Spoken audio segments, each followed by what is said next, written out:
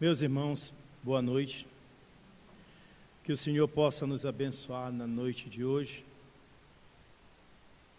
E vamos falar de um tema doloroso, complexo. E graças à luz da doutrina espírita, aos poucos, nós vamos entendendo o que é um relacionamento a dois. O tema vocês já viram ali? Entendeu? Ixi, é surpresa.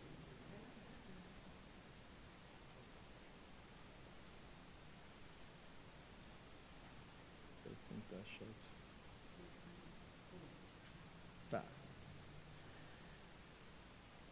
Do Evangelho segundo o Espiritismo, do capítulo 22, não separeis o que Deus juntou, o divórcio. É um tema que só vamos compreender só quando vivenciarmos. Segundo o Evangelho segundo o Espiritismo, quando nós entendermos verdadeiramente a lei do amor, aos pouquinhos o divórcio vai desaparecendo da terra.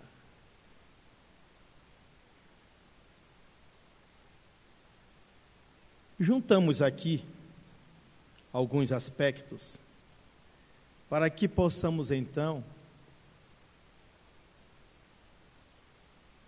tentar absorver o que realmente nós estamos conversando e estudando na noite de hoje. No Evangelho de Mateus, no capítulo 19, versículos 3 a 9, registra que os fariseus eram aqueles que estavam todo o tempo perseguindo Jesus, questionando, fazendo confusão, a todo custo. Eram os doutores da lei e da verdade. Ou seja, um bando de hipócritas. Aproximaram-se de Jesus e, tentando, perguntaram-lhe se é porventura lícito a um homem repudiar, ou seja, rejeitar, legalmente, a sua mulher por qualquer motivo. Jesus observou que no princípio Deus os fez macho e fêmea e que, portanto, o homem deixará pai e mãe e se unirá à sua mulher, e serão os dois uma só carne, e que, por isso, não separe o homem o que Deus juntou. Os fariseus, então, voltaram a perguntar por que mandou Moisés dar ao homem, a sua mulher, carta de desquite e repudiá-la, ou seja, rejeitá-la. Jesus explicou que Moisés agiu desta maneira pela dureza dos corações, mas no princípio não foi assim. Aí então, justifica-se a recomendação de Jesus: não separeis o que Deus juntou.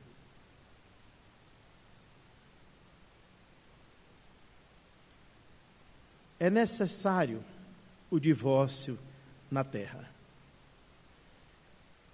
Quem já é casado, que ainda vai namorar, quem já casou, quem descasou, vai entendendo o porquê, às vezes, nós hoje, enquanto jovem, observamos uma moça, observamos também as suas curvas, mudamos de psiquismo, a nossa psicologia é já enamorá-la, conquistá-la, quando se noiva hoje, né, que está difícil, e quando se casa.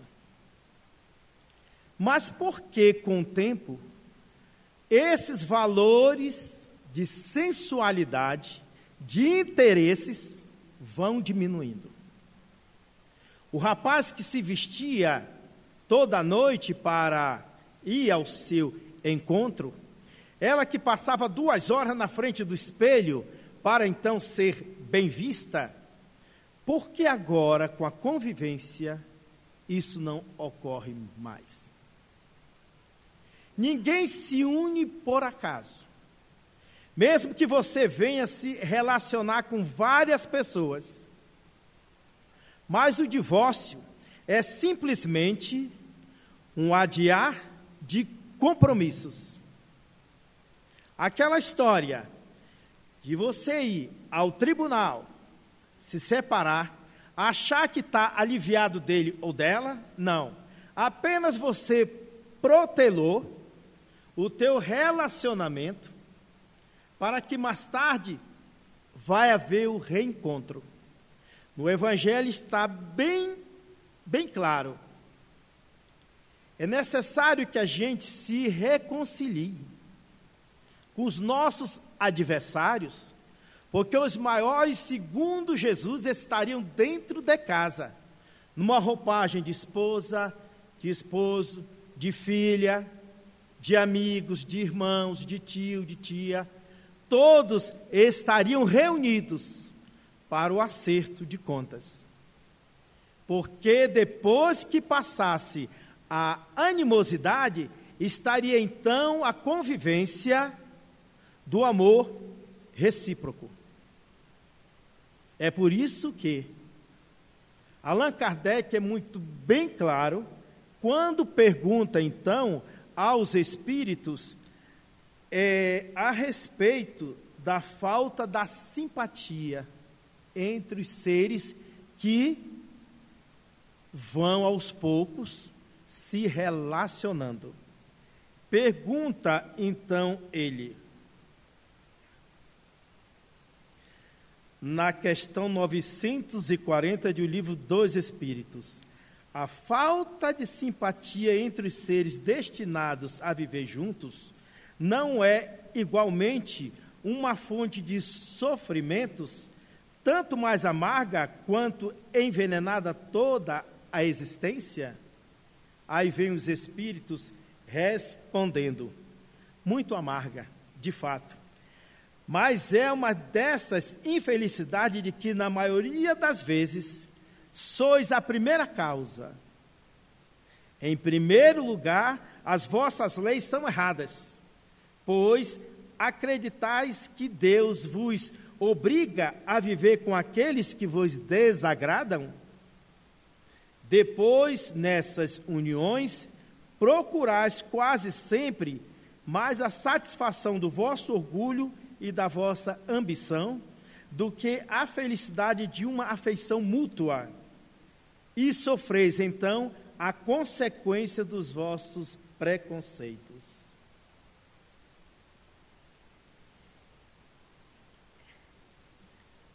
Eu peço licença para particularizar aqui o nosso assunto.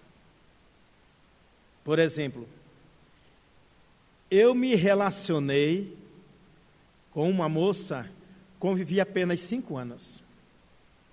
Depois me relacionei com outra pessoa, convivi 15 anos. Estou no 3º relacionamento há 20 anos. Para quem não conhece essa convivência, a gente vai então querendo externar que em cada ano de convivência há um aprendizado. Principalmente quando você tem a ótica espírita. A esse orgulho a que se refere os espíritos, quando Allan Kardec indaga a respeito dessa simpatia mútua. Quantos casais hoje em dia, mesmo convivendo, não se detestam? Quanta ausência de colaboração. Quanta falta de fraternidade, de solidariedade. E naquela palavra que no meio espírita tem diz que ela está até cansativa, a chamada caridade. Eu conheço uma senhora que ela está com o esposo já há 65 anos. Segundo ela, o marido dela não vale nada. Mas ela disse: perante a lei de Deus, eu preciso amá-lo. Os defeitos dele estão escondidos dentro de mim. Não os coloquei para fora, porque eu tenho mais vigilância e disciplina. Mas ele é o meu espelho. Vejam só, os irmãos, a maturidade. Vejam só a visão dessa criatura. E quando ele chega bêbado dentro de casa, ela vai recebê-lo. Ajuda-o a tomar banho, a vesti-lo, alimentá-lo. Durante todos esses anos, ela é evangélica. E ela me disse: irmão Paulo, sabe por que eu faço isso? Porque eu não estou cuidando só do meu marido, não, que já foi uma pessoa muito boa. Mas é porque é um ser humano, é um filho de Deus. Eu, quando deixar este planeta, eu quero pelo menos fazer alguma coisa de bom. E preciso fazer dentro da minha própria casa, com o meu próximo, mais próximo, chamado semelhante. Evangélica, lê a Bíblia de manhã, de tarde e à noite, mas não é fanática. Ela tem sabedoria. Porque o divórcio está aumentando em todo o nosso mundo, principalmente no Brasil, mas porque os casamentos também. Porque as mocinhas e os jovens que se relacionam tão cedo estão se separando tão rápido. Por quê? Porque os atrizes casam, em questão de 6 meses já se separam, porque casaram com o lado externo, com status, com a sensualidade, e quando vão conviver juntos, um começa a descobrir o defeito do outro, e ninguém tem paciência, ninguém compreende, aí começa o choque entre si. E esta senhora me disse: eu peço a Deus para que eu morra depois dele, porque se ele ficar sem a minha ajuda, ele vai morrer mais desgraçado do que já está. Imagina, irmão Paulo, deitar perto de um homem que fuma de manhã, de tarde e à noite, e que bebe de manhã, de tarde e à noite. Imagina o odor que fica ao quarto. Mas eu peço a Deus mais forças ainda para amá-lo do jeito que ele é. Porque é que eu quero subir mais um degrauzinho, para que eu possa chegar, na visão dela, a encarar Jesus e dizer para ele: dever cumprido. Quando alcançarmos esta visão, evitaremos separações. Quando colaborarmos dentro de casa, em todos os sentidos, porque não é fácil. Por isso que eu falei inicialmente, relacionamento a dois, no tema da noite de hoje é doloroso, porque nós somos egoístas, orgulhosos, não queremos cooperar, por isso somos infelizes dentro de casa. É conflito diário, brigas, violências. Porque nós temos a lei Maria da Penha, mas poderíamos também ter a lei Mário da Penha. Porque na minha cidade, no meu estado, homem apanha de mulher. E são trabalhadores. Eles sofrem. Eu tinha um amigo que ele chegava do trabalho cansado, ficava do lado de fora, pacientemente, aguardando a esposa terminar o relacionamento sexual que ela tinha na ausência dele. E eu lhe perguntava, como é que você consegue suportar isso? É porque eu a amo muito. Para a sociedade eu sou, mas eu sei porque eu estou agindo assim. Eu estou tentando ajudá-la. Não foi fácil para ele aceitar anos e anos esta situação, mas ele amava. E a gente não consegue compreender esse amor, porque está além das nossas possibilidades. Ele não saía de perto dela, que ele tinha motivos para sair. Por isso que religião nenhuma, terrena, e nem Deus se mete no divórcio. Por isso que Moisés, quando falou para aquele povo, que desse então o homem a carta, o repúdio, por causa da dureza do coração de cada um, que em pleno século 21, em 2017, 8 de setembro, nós também estamos duros de coração.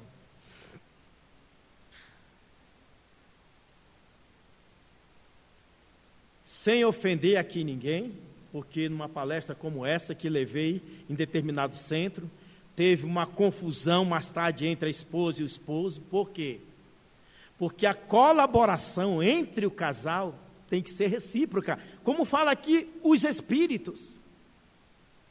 Se trabalham os dois, e chegam os dois à noite, e a mulher cansada ainda vai fazer o jantar, porque o marido tem que ficar sentado na sala, lendo jornal, assistindo televisão, assistindo jornal, jogo. E por que só ela que tem que ir para a cozinha? E em São Paulo nós temos manchetes que as mulheres divulgam. O bonitinho fica lá sentado. E eu peço para ele descascar uma cebola, ele não quer, que isso não é profissão dele. E trabalham os dois juntos fora. E aquela mulher cansada vai fazer tudo. Quando a comida chega até a sala, aí ele pega e se manifesta. Nossa, amor. Olha a palavra, amor. Está uma delícia sentir o que você está fazendo. Mas você não veio me ajudar. Mas venha. Aí ele se farta e não vai nem ajudá-la a lavar a louça. Porque o homem não pode lavar a louça. Mas a luz da doutrina espírita mostra que nós, os espíritos, são assexuados. Nesta existência, nos materializamos como homem. Na futura, reencarnaremos como mulher. E aí, ainda tem algo melhor, ainda vamos engravidar. Não temos saída, porque nós somos cegos ainda. E a doutrina espírita é clara. Quem se opõe muito nesta existência, vai ser submisso na outra. Quem manda muito, vai ser mandado. Quem ama muito, vai ser amado. Na oração de São Francisco de Assis, ele é claro, quando ele fala, é dando que se recebe. A gente não dá, não vai receber. E depois que ela lava toda a louça, é que vai se cuidar, porque amanhã já tem que levantar às 5 horas. e o marido já tomou banho, já se perfumou e vai para a cama. E ele já vai mal intencionado. E ele e não sabe que ela está mal intencionada também. Porque vai rejeitá-lo. Porque segundo a pesquisa, a respeito do comportamento do homem, ele tem mais apetite sexual do que a mulher. E quando a mulher tem mais do que ele, há um desequilíbrio. E aí, ele não ganha o que ele pretendia. E quando a mulher cede, ela está cedendo por obrigação e não por amor. E aí começa o conflito. No outro dia ele amanhece de mau humor, cobrando-a. E é por isso que não queira julgar a vida a dois de qualquer pessoa, porque você não sabe o que está acontecendo dentro de 4 paredes. Só o casal sabe. E um advogado espírita narra que quando ele recebia em seu consultório casais já pensando no divórcio, ele sempre tirava alguns minutos à parte para conversar com eles. É isso que vocês querem mesmo? Será que não dá para chegar a um consenso? Que tal se vocês conversarem um pouco? E passava quase 30 minutos esclarecendo que eles não fizessem aquilo. Quando ele percebia que havia um jeitinho para melhorar a convivência daqueles dois. E esses casais nunca mais voltavam ali. Sabe por quê? Porque eles passaram a dialogar. Eles passaram a conversar entre si. Em particular, eu falo para vocês. Eu e minha esposa combinamos, a gente, depois de 20 anos, não está de cara feia um para com o outro. Porque a pior coisa, o casal está na sala, um de costas para o outro. Ou então a mulher chega, a comida já está pronta, senta e fica no mundo dela. Esse WhatsApp agora, como tem separado os casais dentro de casa? Porque cada um está no seu interesse.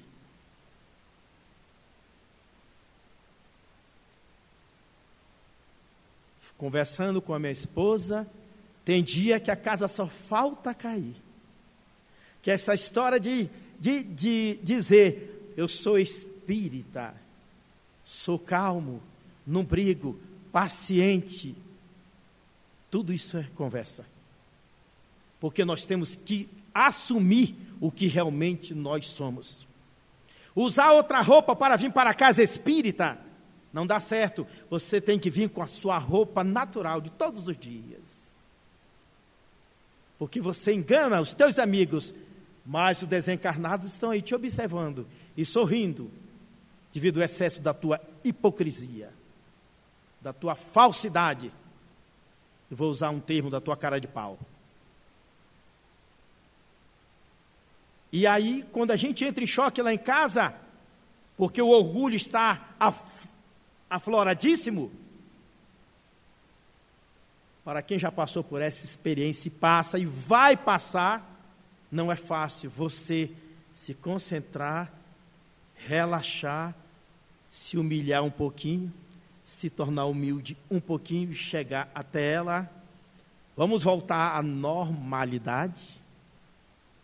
Como nós temos melhorado nesse relacionamento. Mas existem casais que passam meses sem conversar. Só estamos complicando a nossa vida. Até que a morte vos separe. tal casal lá na igreja. Você aceita o seu futuro esposo, sua futura esposa, na doença, na saúde, na dor, na alegria? Quando a gente vira para a direita ou para a esquerda, a gente diz sim. Porque a gente já está mal intencionado. Por causa da lua de mel. Porque, segundo Joana de Ângeles, se não fosse o apetite sexual, ninguém se casaria. Quando acaba o mel e fica o fel, aí começa a discórdia dentro de casa. Vejo mães, às vezes, aconselhando o filho depois da separação: não olhe para aquele teu pai, ele não presta. Se alguém na plateia pensa um dia se separar, ou está separado e tem filhos, nunca faça isso. Valorize sempre o pai daquela criança. E Divaldo Franco nos conta uma história a respeito de uma mulher que, quando jovem, se relacionou com um homem e tiveram um filho dele, só que ele era alcoólatra.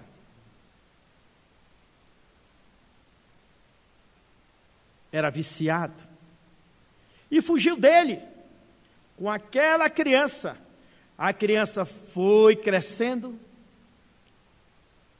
e sempre perguntava para a mãe: mamãe, cadê papai? Meu filho, o seu pai já morreu. E o que é que ele era? Era advogado. Era, mamãe, era. Ficou no subconsciente da criança o que a mãe havia lhe dito. E por aquela frase, seu pai morreu, mas era advogado, hoje ele é juiz. Entenderam o que a gente é capaz de fazer com o nosso filho? Entenderam que a gente é capaz de matar o nosso filho? Porque nós carregamos também conflitos existenciais da convivência dos nossos pais e os levamos para dentro de casa e manifestamos como espada em direção à nossa esposa ou então aos maridos. Porque nós todos somos cheios de complicações. Somos recalcitrantes do passado.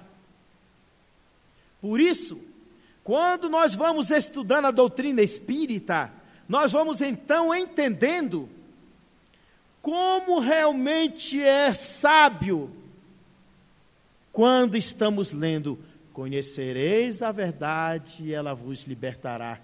Como Paulo aqui em particular tem se libertado de vários atavismos que carregamos, não só dessa existência, mas de outras, para então descomplicar a nossa sociedade complicadíssima do jeito que está. O meu pai, há uns 30 anos atrás, me contou uma história que nunca saiu da minha mente. Ele era pintor, marceneiro, carpinteiro, mestre de obras, eletricista e meio enfermeiro, que aplicava injeção em todo mundo lá na época, porque fez um pequeno curso. E ele me contou uma história que ele trabalhou numa casa de um pessoal de classe média alta. A esposa do dono lá da casa, que era uma mansão, era do lar. Ela tinha 2 filhos, já quase adultos. E quando foi um belo dia, a secretária da casa disse para a sua patroa: senhora, tem uma criança lá dentro de uma caixa, lá fora. Ela disse, mas como? Está lá. E está com um bilhete. Ela correu. Chegou lá fora, estava a criança dentro da caixa com uma cartinha. Estava escrito mais ou menos assim: o seu marido não quis me assumir e nem o filho dele. Então estou aqui deixando ele na própria casa. E foi embora. Quando esta mulher viu aquela criança, ela disse, que maravilha, é um filho do meu marido. Ele deve ter dado uma volta por aí e arrumou esse aqui. Pegou aquela caixa, colocou para dentro de casa, deu um banho naquela criança, foi na justiça contar todo o caso, a mãe desapareceu e ela ficou com aquela criança. Quando ele chegou, ela chegou carinhosamente e disse-lhe, ó, uma das tuas namoradas acabou de deixar um filho aqui na nossa porta. Eu só quero uma coisa, que você arrume mais uma secretária, porque na parte educativa eu darei, e eu não quero saber mais de nada, nem de detalhes.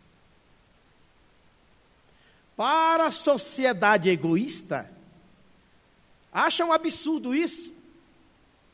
E tu aceita ainda o filho deste miserável? Ainda vai educar? Era logo a pergunta.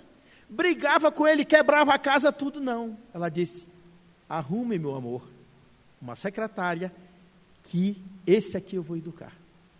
Passaram-se 2 anos. Aí a secretária, senhora, tem uma mulher lá fora. E está com uma criança no colo. Ela foi lá já sorrindo. Pois não, eu sou pobre. Fazia faxinão de trabalho ao seu marido, que por sinal ocupava um cargo altíssimo. E ele me engravidou, e eu não tenho como. E ele falou que não é dele. E eu descobri que ele mora aqui. Eu vim entregar o filho dele. Ela disse, que maravilha, deixa eu ver essa criança. Mais um menino. Ele chegou à noite, ela disse, arruma mais uma secretária, que eu vou cuidar do teu segundo filho. E eu tratava naturalmente. Imagine a situação desse homem, com aquele imenso ponto de interrogação, perguntando, quem é esta mulher? Por que ela age assim?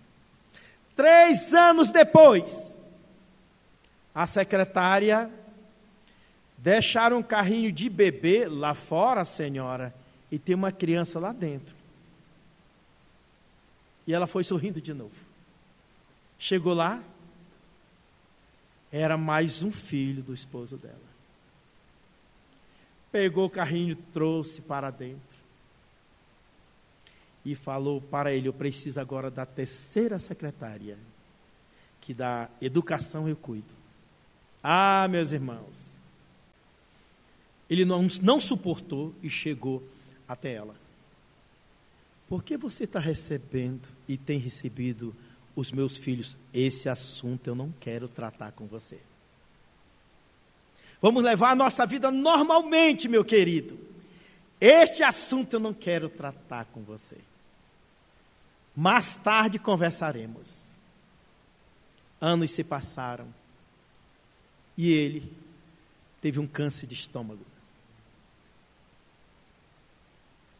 Ela o tratou do mesmo jeito. Não fez o que muita gente faz quando não nós. Está vendo, miserável? Agora você está pagando o que você fez comigo. Não. Ela o tratou até a morte. E ele, em lágrimas, pediu perdão para ela nas suas últimas horas. Ela disse, não me peça perdão, você não me fez nada. Você me deu 3 amores. Vá, meu bem. Vá para onde você merece ir, de acordo com o seu merecimento. Ele partiu, sofrendo muito, em lágrimas. E ela cuidou desses 3 filhos. Formou todos 3. Um é médico, um é advogado e o outro engenheiro. E foram 3 anjos que passaram a vida velando e zelando por ela até os últimos dias dela na terra, felizes. Quando será que alcançaremos esta visão? Quando será que vamos facilitar nossa vida dentro de casa para sairmos melhor? Porque o que estamos agora separando, cedo ou mais tarde estaremos recebendo dentro de casa, até na condição de filho. Eu não me rebaixo para ninguém. E se esse meu marido quiser ir embora, que ele vá. Mas eu não dou o braço a torcer. Infeliz é você que pensa assim. Infeliz é você que não sabe colaborar com a tua felicidade futura. Porque o machismo na terra ainda impera. Mas este homem machista também vai reencarnar como mulher e vai sentir o peso do aguilhão, do machismo na roupa feminina, na roupa biológica. Então vamos colaborar. Se não tem jeito, se você está tentando ser feliz e o companheiro não quer, faça a sua parte, porque a separação virá. E se você fez a sua parte na terra, quando você desencarnar, você vai alçar voo para um hotel de 5 estrelas, e ele nunca mais vai te alcançar. E se alcançar, é para você simplesmente ajudá-lo, porque é um ser que precisa sair da lama. Por isso que Jesus perguntou àquela mulher: mulher, cadê os homens que estavam te acusando aí de adultério? Não sei, Senhor. Desapareceram todos. Porque Jesus mexeu no psiquismo de cada um. Quem aqui não tem nenhum pecado, começa a tirar a primeira pedra. Por que será que eles desapareceram? Porque todos eram adúlteros, falhos, pecadores, como diziam na época, aproveitadores. E para encerrar, eu quero falar para os nossos irmãos. Quando nós tivermos aquele impulso para fazermos discórdia dentro de casa, principalmente com nosso esposo, vamos encher a boca de água, vamos amarrar os braços e as pernas. Não é submissão, não. Não é bom colocar a gasolina já no fogo alto. No outro dia, mais calmos, como as coisas melhoram quando você começa então a se aproximar para dialogar. Se ele não quiser, não se preocupe, você fez sua parte, como esta senhora, que recebeu 3 filhos. Na sua desencarnação, com certeza, ela está ano-luz dele, e ele está em lágrimas, perguntando: aonde está o meu amor? Que eu não soube verdadeiramente amá-la. Então, que Jesus possa nos abençoar na noite de hoje, e que possamos errar sim, que vamos errar, mas vamos pensar, vamos reflexionar, porque você não sabe quem é que está ao teu lado dentro de casa. Você não sabe quem é aquela alma cara. E quando a gente começa a perceber isso, a gente vai vendo que ele é mais um degrau para a nossa evolução e a nossa libertação. Que o Senhor nos abençoe.